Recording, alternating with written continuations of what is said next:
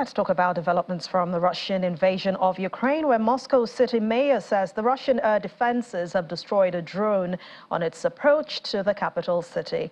Mayor Sergei Sobyanin said the air defense systems in the district, located around 60 kilometers from the Russian capital, destroyed a drone flying towards Moscow. Russia's defense ministry said in a statement that the drone was a Ukrainian drone and there were no casualties or damages. The independent online news outlet Medizona, citing flight timetable data, reports that over 100 flights from Moscow airports had been delayed amid the drone's attempted flight towards the city. International airports imposed flight restrictions on Thursday morning and redirected some flights that were en route to the Russian capital. The state-run RIA news agency reported this. On Wednesday, several Russian regions were targeted in a large-scale overnight drone attack, including the Peskov region near the border with Estonia, where a Ukrainian drone damaged at least 2 military planes at an airport. The airport, roughly 700 kilometers from the border with Ukraine, had resumed regular service as of Thursday morning. Russian Defense Minister Sergei Shoigu has said the Russian forces already fighting in Ukraine urgently need more counter-battery radars to resist Ukrainian artillery fire. He made this known during an inspection of the military-industrial plants in Russia's Tula region. Footage of General Shoigu visiting the enterprise was released by the Russian Defense Ministry. That happened on Wednesday. The plant, which is a part of the state-owned Almaz Anti Corporation, manufacturer's radar system, General Shoigu demanded the company move to round-the-clock operations to help boost production.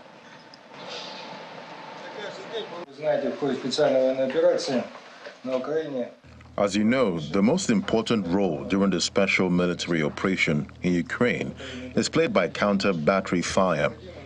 Our troops need all necessary means to wage against it. These are the artillery reconnaissance radars in conjunction with adequate weapons and ammunition, which we need now to conduct efficient counter-wire operations.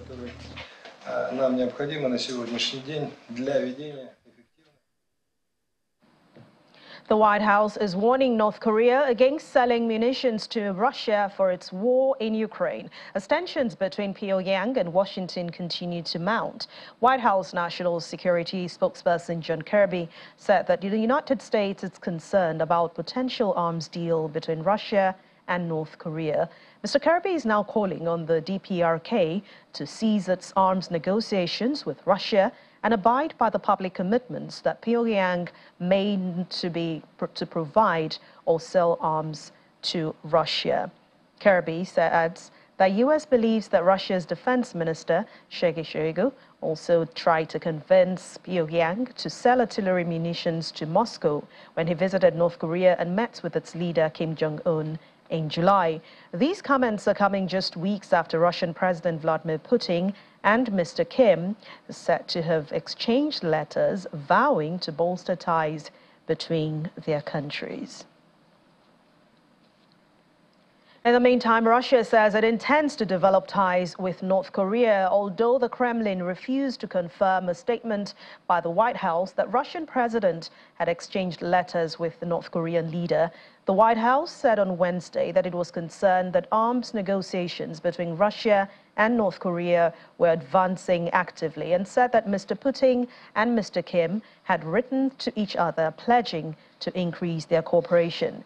Kremlin spokesman Dmitry Peskov did not answer directly when asked by reporters if that letter exchange had taken place. But earlier this month, the United States imposed sanctions on 3 entities it accused of being tied to arms deals between North Korea and Russia. And still on this war between Russia and Ukraine, the Kremlin says that it is remaining a reliable supplier of grain despite obstacles created by the United States and the European Union, and that food shortages in Africa were nothing to do with Russia. Kremlin spokesman Dmitry Peskov had been asked in a briefing for a response to a reported accusation by the head of Ukraine's Security Council that Moscow was causing hunger in Africa. As for the Kremlin, it said that no specific results had been agreed yet on a proposal by Moscow to ship Russian grain via Turkey to poor countries with financial support from Qatar. But Russia says it was proposing the plan as an alternative to Turkish brokered Black Sea grain deal that got expired in July this year. Ukraine's Foreign Minister Dmytro Kuleba has said he traveled to Spain to attend an informal meeting of EU foreign ministers in the town of Toledo. As he addressed the ministers, Mr. Kuleba pointed out that his country does not only need more weapons in the ongoing war, but also armored ambulances to evacuate the wounded soldiers.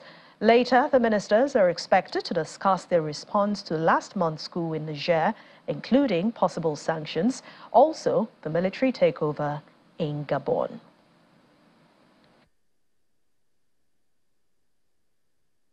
With the Ministry of Defense, we talk about the military dimension. Now we will talk about the diplomatic dimension, security commitments on the long term, and the efforts to promote the peace formula presented by Ukraine. The war is raging, artillery ammunition. We hope that things will begin to work smoothly with the initiative that you adopted. Armored vehicles, tanks, and for those who cannot provide military, lethal equipment, please consider medevacs, which are not fortified, but armored ambulances to evacuate wounded soldiers from the battlefield. This is very high demand. Ukrainian children are going back to school after fleeing initial Russian invasion. And when this all began, millions of Ukrainians, mostly mothers and children, fled the country after Moscow's February 2022 attack. But many have since returned, fearing their children are missing out on a Ukrainian education and are now preparing for a new school year. In the eastern city of Kharkiv, dozens of classrooms and metro stations have been built to allow pupils to return to school. Though parts of the city lie less than 20 miles from the Russian border, officials are saying that taking lessons underground will shield the children from the threat of supersonic Russian missiles fired at short range. Kharkiv schools have been forced to teach online throughout the war, as some Russian missiles can reach the city in under 1 minute. The 60-school classroom also created in the city's metro stations have space for more than 1,000 children to study in person when the new school year begins in September.